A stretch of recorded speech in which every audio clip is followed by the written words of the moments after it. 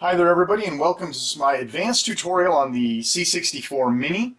This is a console version of the Commodore 64 Classic console. It's an all-in-one sort of Commodore 64 loaded with 64 games. But there's a lot of things with this little unit you can do that you may not realize you can do.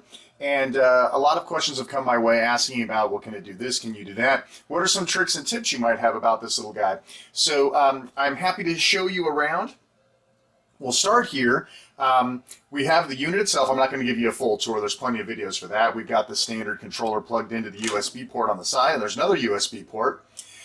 This unit does not come with a power adapter, so you have to use a standard micro USB power plug that you might find for a Raspberry Pi or for your phone.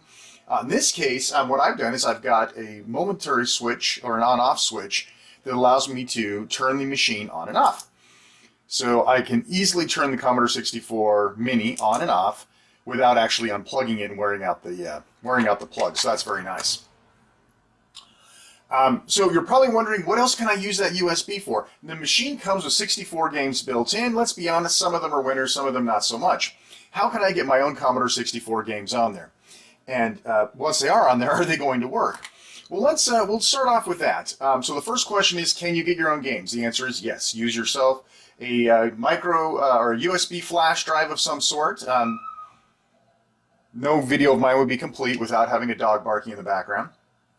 If you plug this in, this is hot swappable, so I can plug this into the USB port, and you'll see right here a little icon appears, and I now have games. Now, one thing you will find out that these flash drives cannot handle more than 256 files on the in a directory structure at a time. So you see I've broken mine into the first letter of the game. So G for Ghostbusters is in there. Let me see. Show you all sorts of good stuff I've got in there. G.I. Joe, Galaga, Ghosts and Goblins, etc., etc. Right? So these games are all available. You can get them at wherever you get your games. And this USB is hot swappable. So you can leave the machine on, take it back to your computer, dump some stuff on, come right back and plug it right back in. Hot swappable, no worries, no problems. So the next question I get is, well, I don't want to sit and plug that thing I don't want to plug that in. I'm going to wear out the plug. Can I put an extension cable? Or can I use a USB extender? The answer is yes, provided it's not for power, it's for data. So this one I happen to have here does support data just fine. So I'll plug this in, and because it is hot swappable, you'll see it pop right up. Right there. Bing. So yes, you can use an extender cable. This allows me to keep this over by my computer while leaving this up here on its little display platform, and that way I can quickly and easily move this back and forth without having to wear out the ports on my C64 Mini. The other question I get a lot of is, can I use a hub? The answer is yes, you can. So I've got two different hubs here, and they both do something a little bit different. That's why I wanted to show them to you. So I have two here. I have this very cool little Sabrent USB 2.0. You can see there's no blue in there. Non-powered. Neither one of these are powered. So I have this little USB 2.0 guy. So I'm going to plug this in, and I'm going to plug in, wherever I put it, I'm going to plug in my USB. I'm sorry, I had to use two hands here to pull this thing out. I'm going to plug it in, upside down as always, and you'll see it pops up. Great. So now that we have, well, before we move on, let's move on here to the 3.0 hub. So here's the 3.0 hub. It's non-powered. You can see, I don't know if you can see the blue in there or not, but you can definitely see that it's USB 3, and it says USB 3 on it, okay? Now when you plug this in, something a little spooky happens. Watch for yourself. Crap, it's like the machine just blew up. That's like in the old days when you used to pop the Commodore 64 controller port and you had to change out the CIA chips in there. For those of you who remember back that far. Simply power cycling the C64 Mini and bringing it back online. You'll see that the blue light comes on, and now the USB port should work just fine. So we'll go ahead and plug this in. All right, and we should see the USB symbol come up. Great. So the hub does work. When you plug it in, something kind of crazy happens. Just recycle the power. Now you can unplug it safely without it doing anything weird, and then plug in your flash or whatever, and everything should be fine. That initial plug-in is definitely guaranteed to scare the crap out of somebody. All right, so let's go back to our USB 2 because it's nice and slick and clean. And again, there's no problems plugging this guy in and out anytime we feel like it. So we'll go ahead and we'll stick our our USB memory card or my memory drive in there, and you can see that we've got that up there just fine. So everything is as it should be. So now you're probably thinking, well, man, I wonder if I can plug a keyboard into it. Yes, you can. I'm not going to use a full-size keyboard because that's a little bit crazy, but I do have one of these little cheap Chinese 2.4 gigahertz type units. I'm going to plug this in to my hub, right? And then I'm going to cycle the power. And now obviously there's nothing in here, but if I go to basic, maybe I can type with this thing. All right, so we'll go to basic, and I should be able to. You see the dust on the screen? I get comments on my videos. How come there's so much dust? I'm in Arizona, folks. I wiped this whole thing down a couple of hours ago, and it's already dusty. That's what I have to live with here. So I'm going to go ahead and try typing, and you can see it's just fine. Now, I have had experiences with some keyboards where you almost have to cycle the power on the unit completely before it'll pick up the keyboard. So if you have a problem, leave everything plugged in, cycle the power, and the keyboard will probably be picked up just fine.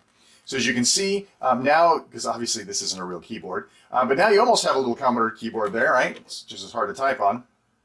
So yes, keyboards work just fine, and they work as in conjunction with a hub. So you can just go ahead and just a little Velcro this guy to the top or something, right? And have yourself a little Commodore 64 port fest up there. So we know you can use an extender cable. We know you can use we know you can use a hub. We know you can have a keyboard attached. We know you can use USB. What about another controller? I get that a lot. Do I have to use what is effectively a really, really crappy controller? The answer is no. So what I have here is a Logitech. This seems to be the controller of choice. This is the Logitech F710, and it is wireless, so it's got its own little dongle. And so I'm going to go ahead and plug this dongle in. Now, what you're going to experience when you just use this thing, I'm just going to go ahead and power cycle. It's not my dog bark in the background. Now, what you're going to find is the controls here do not work as you would expect them to. There are some controls that do work, like the D-pad definitely moves things around, but your select button is not like you would think it'd be A or B or X or Y or something or start.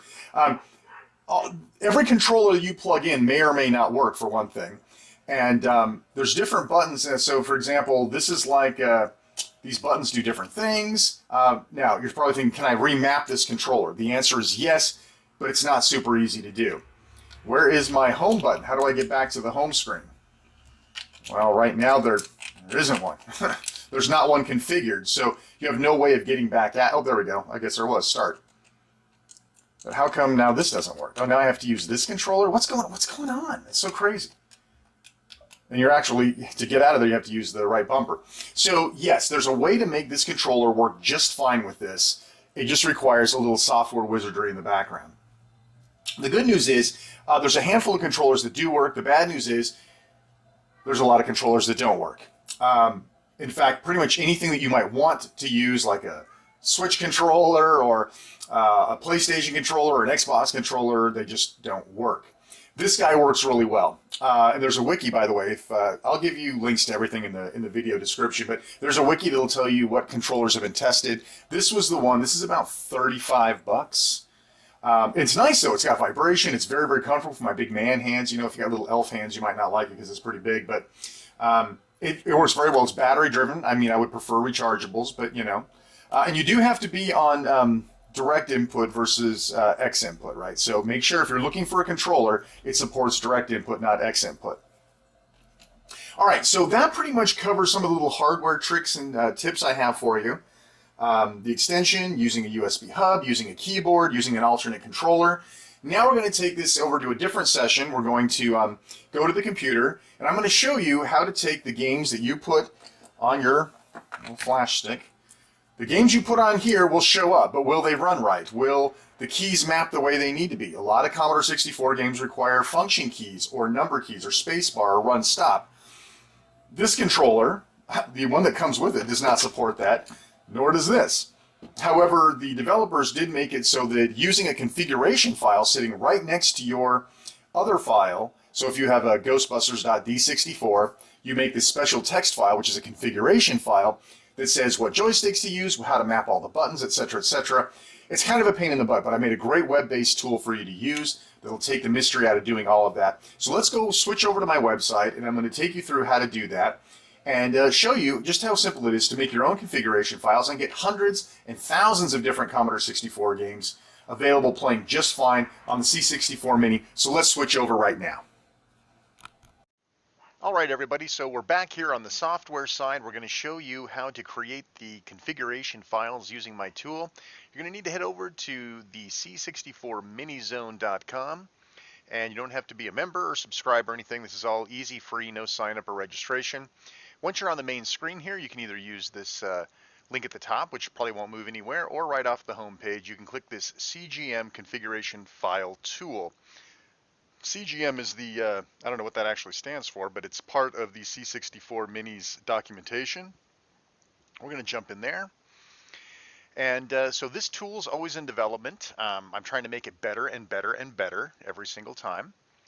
So it's really, really simple to use. I mean, it's simply a single screen. There's some documentation if you want to read it and the updates at the bottom. But in reality, it's pretty much just this screen. So the first thing you're going to want to do is go ahead and click on Choose File and choose your Commodore 64 image. And in my case, I'm going to use Wizard of War, one of my favorite Commodore 64 games. This is a D64 image file. And you can see it brings it up. Now, system configuration. Some games, and by the way, there's these little question mark help bubbles, and if you click them, they'll tell you what those are actually for, but we'll run through them since we're already here. Accurate disk drive. Now, the 1541 disk drive, which was the floppy drive used by the Commodore 64, was almost a complete computer on the inside. And while the emulator that's built in attempts to use a fast loader or a quick loading thing, because Commodore 64 games took a long time to load, you may come across games that simply will not run unless you turn on accurate drive emulation, in which case you'll want to check this box. Sometimes you may want to show the drive access, even though it's going super, super fast. Maybe you still want to see when the disk drive is being accessed virtually through the emulator. So you can actually click this to show that icon on the screen. You can also lock the disks down to read-only mode. Now, there are many games that the first time you run them, they wrote something to the disk, or you typed in your name. I think Little Computer People was like that. The first time you ran it, it encoded it with your name, and it was pretty much kind of made the disk dirty. If you want to make sure that the disk can never be written to, just check Make Read Only. System type allows you to either choose PAL or NTSC. A lot of Commodore 64 games were PAL in orientation. And you might have played them on your NTSC-based Commodore 64. These are sort of system timing speeds. If you find a game runs too fast or too slow, or other types of problems, graphic glitches, flickering, things of that nature that you didn't expect to see, you may go in and try choosing the opposite of what you used before. Vertical shift allows you to shift the pixels on the screen up or down a little bit depending on the needs of the game. Some games actually wrote games graphics into the borders, and you may also have PAL NTSC issues that may require that you do a vertical shift of the display. Now the important part. We're going to just assume we're not going to go into being able to use the F710 wireless controller, but some games, most games in fact, require port 2. And that's how the C64 Mini is set up to default to. When you turn it on and your controller's plugged in, it defaults to port 2. If you have a game that simply will not work, you can't move the guy around, you don't know what's going on, attempt to use port 1. So set that to your primary controller. If any secondary controller is plugged in, it'll show up as port 2. For example, Ghostbusters is a good example of you need to use joystick port 1. And of course, if you prefer and you are using another controller, and we're adding more of these as we go, if you flip over to Logitech F710 wireless, you'll see the nomenclature here. You'll see it change to match the other machine's button layout, right? The other controller's layout. So now instead of the TL and the TR and all that, you got X, Y, Z, left bumper, right bumper, back, etc. And if you go back to the C64 Mini, you'll also notice that on the C64 Mini controller, there's a couple of configuration slots that are not usable. If you do use a secondary type controller or a third-party controller, you can get those back. They do map to extra buttons, so that's kind of neat. So what would you want? Why would you want to do this? I mean, up, up, down, down, left, left, right, right. Who cares? Left fire, right fire. So for example, if you're a righty and you want to leave left fire as fire, that's great. But maybe what you need is someone to interrupt my show. Of course, always something going on here. All right, hello. So let's say maybe the right fire you'd like to be the space bar, right? Because a lot of intros require you hit the space bar to continue.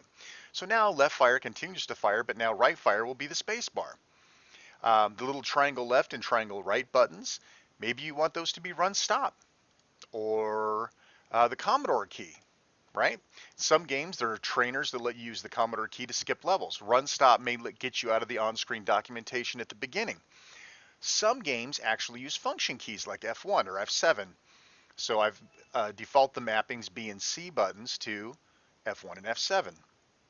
In the case of Jumpman, if you want to use the real Jumpman, not the one that's included, you may need a number key, right? So if you scroll down, you'll see lots of letters, lots of numbers. Maybe your run speed is 3. So now you can actually use the controller to actually input the number 3 or a space or whatever you need it to be. And that's great stuff. So once you've set up everything that you want, you'll probably only configure the one controller, whichever one is going to be the primary. Then all you have to do is create the CJM file, and it will go ahead and push you the file that you're looking with the same name, right? And so now it's saving it as a CJM file with the same name, Wizard of War. Perfect. Now I can also real quick just right click this guy and copy and share this to somebody else, right? So let's say a friend of yours has the C64 Mini and you want to share your config with him. You can just right click and copy the link address or just send him the file that you got. No big deal. And since it pops open in a new window, you can close that one and go back and make another one. And you can do this over and over and over again until you get all your games all taken care of. So then once you've made your CJM file, take that file along with your original game, copy it over to your USB drive and plug it into your C64 Mini, and you're all set. And that's really just how easy it is. And so there's always features coming out on this. A lot of people have asked for the ability to copy configurations back and forth and all sorts of other things. And yes, more features are coming, but this is sort of what we got for now. More stuff is coming. And of course, check out the description in the video link, and I will share with you the location of this tool and the wiki and everything else that I can think of that you might find interesting. And if you're interested in seeing some of the other things, there's some videos over here that show me playing with the C64 Mini, Frogger, and some other great stuff. Lots of stuff to keep you entertained so you can see some of the games that we've gotten running on the Commodore 64 Mini. Well, I hope you enjoyed the video. I hope you learned something new. Be sure to subscribe. Turn on that notification too if you'd like to know when we upload new videos. And of course, share this video with your friends. I hope you enjoyed it. This is Shane Monroe. Thanks for watching.